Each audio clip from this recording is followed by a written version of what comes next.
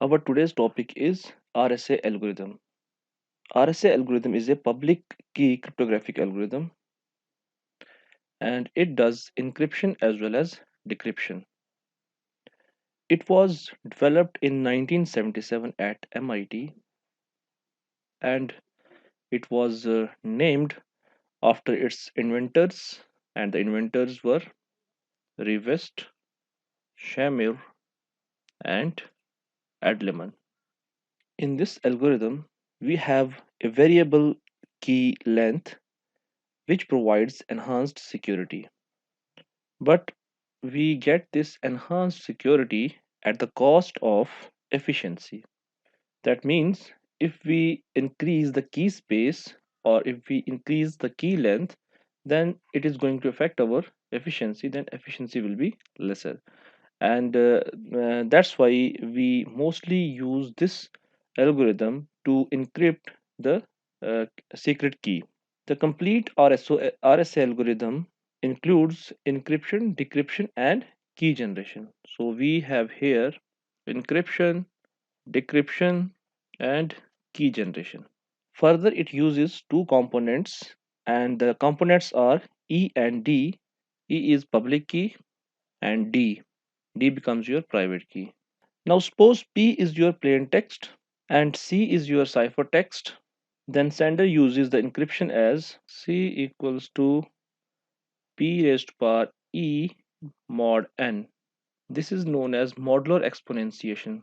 That's a concept of modular arithmetic and it is known as modulo exponentiation. And the receiver will do the decryption as P is equal to C raised to power D mod n. Okay, so P here is your public key, D is your private key, and n is your very large number that is created during the key generation. N is a very large number created during key generation process. So the scenario in this algorithm is like, for example, here you have sender and here you have receiver. Sender will have the message as plain text and this message is encrypted. So you will have a ciphertext C is equal to P raised to power E mod n. Then further you will send this message and it will go to sender, and using decryption process sender will try to decrypt it to get the plain text as P is equal to C raised to power D. C is your ciphertext mod n. The scenario is like this, but it's not like that. You have attacker who is sitting somewhere in between sender and receiver. So attacker is here. So attacker will try to decrypt the conversation or this encrypted message. And when attacker tries to decrypt, the attacker will get this. And in mathematics, we call it exponential complexity. And mathematically, it is infeasible to calculate. So if attacker gets this thing, that is a plain text, by doing these operations, he will not be able to decrypt the message because mathematically this exponential complexity is infeasible to solve. Okay, so that's why we call this RSA algorithm as the strong algorithm in public key cryptography. And here we have three processes. One is key generation, then you have encryption, and you have decryption. Okay, and the most important thing here is we have variable key length, and that depends whether we, if we want to have more complexity in the algorithm, we will have the larger key space and then we will have lesser efficiency and vice versa. Okay, now let's see how this algorithm works. So first we have the first step here is your key generation. In key generation, we have first step, we have to choose two large prime numbers. Say these numbers are P and Q. These are very large prime numbers. And in the step number 2, we calculate the value of n. and this n is equal to p cross q. In step number 3, we calculate phi n, and this is calculated by p minus 1 cross q minus 1. And this phi n is known as Euler's tangent function, which is derived from Euler's theorem. After that, in step number 4, we have to choose E, that is your public key, and we have to choose E such that E is relatively prime to phi n. Then the GCD is your greatest common divisor between E and phi n is going to be 1. Okay, when E and phi n they are relatively prime, then the greatest common divisor between E and phi n is 1, and we can say that E and phi n are coprime. And after that we create a tuple, that is E comma n, and this tuple is your public key. This becomes your public key where you have the value E and n. Okay,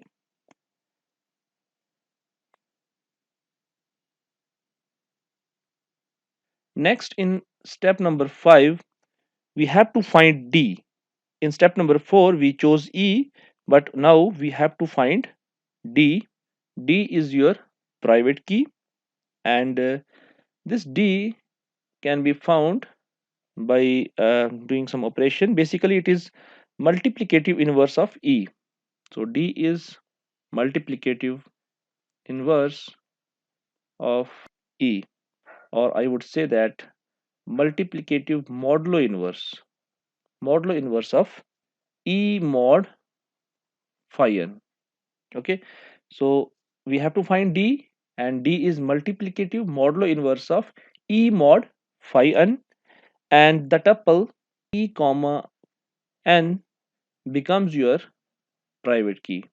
And when I say that D is the multiplicative modulo inverse of E, then we can write it as D is approximately equal to e raised to power minus 1, that is the inverse mod phi n. Okay, when I say that D is multiplicative modulo inverse of E mod phi n, we can write it like this.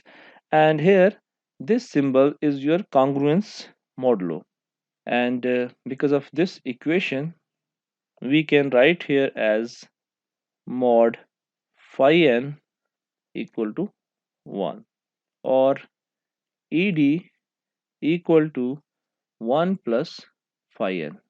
Okay, so this is the simple concept of modular arithmetic, ed equal to 1 plus phi n, or you can further derive it as d equal to 1 plus phi n 1 plus phi n divided by e.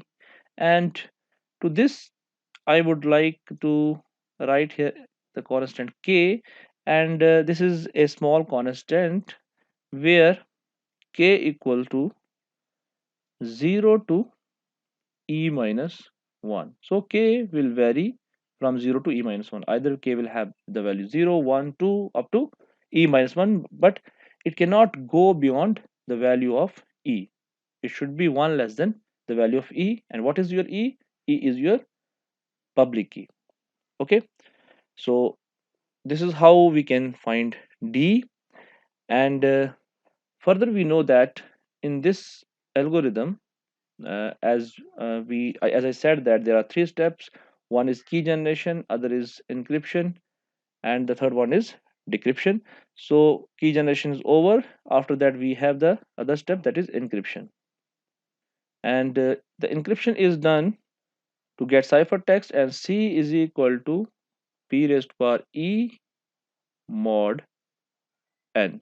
Now we have generated n, we have generated e, we know the p is your plain text, and now we can find C, that is your ciphertext. And the third step is your decryption process. In decryption process we find plain text, and it is equal to c raised to power d mod n. So these are the three steps which are performed in this algorithm. Okay, now we will see the proof of this RSA algorithm. Proof of RSA algorithm, and RSA stands for Rivest, Shamir, and Adleman. These were the three inventors, and this algorithm is named on their name. So here we have to prove that encryption and decryption processes are inverse of each other. That is, P1 is equal to P. P1 is the derived plain text after doing the decryption, and we assume that it is very much close to your original P, and we have to prove that P1 is equal to P. That the plain text that we got after decryption of the ciphertext, that is P1, and we assume that it is almost equal to, or it is very close to your original plain text. So we have to prove this for the proof of RSA algorithm, and for that we use Euler's theorem.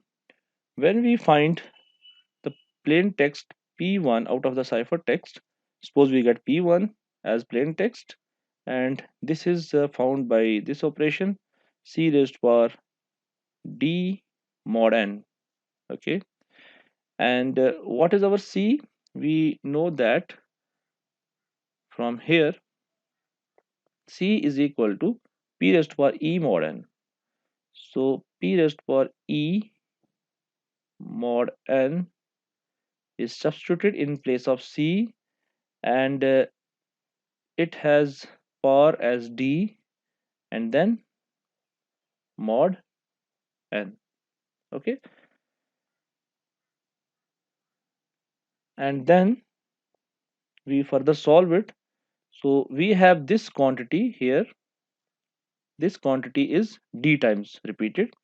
So here I would say that p raised to e mod n into p raised to e mod n, so on, and it will repeat up to d times because it has power d. So d times it would be repeated and then mod n. Okay, we can simply write it as p raised power e d mod n, then mod n. Okay, simple mathematics, and further it is equal to p raised power e d mod n. So your p1 is equal to p raised power e d mod n. Fine. And now from key generation process, we know that ed equal to 1 plus k phi n, and suppose this is your equation number 1, and when we substitute the value of ed here in this equation number 1, then we will get p1 equals to p raised to power 1 plus k phi n mod n. Fine. And we can rewrite this equation as p into p raised to power k phi n mod n. Okay, and after that this can be further written as p mod n into p raised to power k phi n mod n. Fine.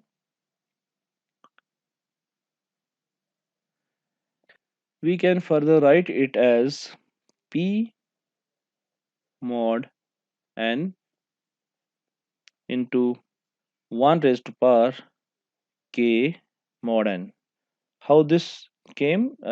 Because because of substituting k equal to 1, that is for the value of k equal to 1, and we have a raised to power phi n mod n equal to 1, and this is we know from Euler's second algorithm. Euler's second algorithm says that a raised to power phi n mod n equal to 1. Okay, so we by substituting the value of k equal to 1 and by substituting a raised to power phi n mod n equal to 1 because of this Euler second algorithm, we are going to get these equations. And further it is equal to p mod n, because 1 raised to power k is going to be 1 and 1 mod n is equal to 1. And when p mod n, we further make it equal to p. So p1 becomes your p1 becomes equal to p. And what is p? P is your original plain text. Okay, so this is how we can prove this RSA algorithm, where we prove the encryption and decryption processes are inverse of each other by using this Euler second algorithm. And now we will take an example and we will see how this algorithm works by using this example. Suppose we choose p equal to 3 and q equal to 5. Okay, uh, actually we have to choose the values of p and q, very large prime numbers, but I am not using very large prime numbers because the calculations are going to be very complex if I choose very large prime numbers. But for the sake of understanding, I am choosing p equal to 3 and q equal to 5. Then first step is, in the first step, what we have to do is we have to find n. So n is equal to p cross q, and that is equal to 3 cross 5 equal to 15. So this is our n. After that, we have to find phi n in the second step. Second step is find phi n. Phi n equal to p minus 1 cross q minus 1.